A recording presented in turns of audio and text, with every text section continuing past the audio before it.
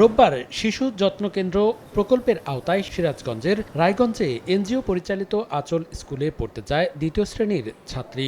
শিক্ষিকার বাড়িতেই চলে স্কুলটির কার্যক্রম। সেদিন শিশুটিকে একা পেয়ে শিক্ষিকার ছেলে মোহাম্মদ ধর্ষণ করে বলে অভিযোগ উঠেছে। নির্যাতিত শিশুটি বাড়ি ফিরলে বিষয়টি বুঝতে পারেন পরিবারের লোকজন। স্থানীয়ভাবে চিকিৎসা দেওয়ার পরও তার অবস্থার উন্নতি না হলে মঙ্গলবার রাতে ভর্তি করা হয় সিরাজগঞ্জ শহীদ এম মনসুর আলী মেডিকেল কলেজ হাসপাতালে। ভোরের দিকে পেয়েছিলাম এখানে, তো ভর্তি হওয়ার সময় যেরকম ছিল তার থেকে তার অবস্থা এখন অনেকটা ইমপ্রুভড, বাট মেন্টালি সে কিছুটা হচ্ছে ট্রমাটাইজড। আগে যখন যেরকম ছিল তার থেকে অনেকটা ইমপ্রুভড এখন। এদিকে বৃহস্পতিবার নারায়ণগঞ্জের রূপগঞ্জে ৮ বছরের এক শিশুকে চকলেট কিনে দেওয়ার প্রলোভনে ইব্রাহিম নামে কাঁচামাল ব্যবসায়ীর বিরুদ্ধে ধর্ষণের অভিযোগ উঠেছে। অভিযুক্তকে গ্রেপ্তারের দাবিতে বৃহস্পতিবার রাতে বিক্ষোভ করেন এলাকাবাসী। খবর পেয়ে ভুক্তভোগী শিশুটিকে উদ্ধার করে স্থানীয় হাসপাতালে ভর্তি করে উপজেলা প্রশাসন ও পুলিশ।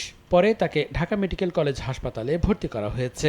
অপরাধী যারা ছিল, আমরা ঘটনাটি শোনা মাত্রই আমাদের উপজেলার পুলিশ এবং আমাদের নির্বাহী ম্যাজিস্ট্রেট বিন্দুকে নিয়ে আমরা অভিযান চালিয়েছি, বাট এখনো পর্যন্ত আমরা কাউকে ধরতে পারিনি। বাট আমরা আশা করছি আগামী 24 ঘন্টার মধ্যেই আমরা অপরাধীদেরকে ধরতে পারবো। ভুক্তভোগী শিশুর পরিবারের অভিযোগ, ৫,০০০ টাকার বিনিময়ে ধর্ষণের বিষয়টি ধামাচাপা দেওয়ার চেষ্টা করে অভিযুক্ত ইব্রাহিম। বর্তমানে পলাতক রয়েছে সে। মনিরুজ্জামান প্রান্ত, সময় সংবাদ।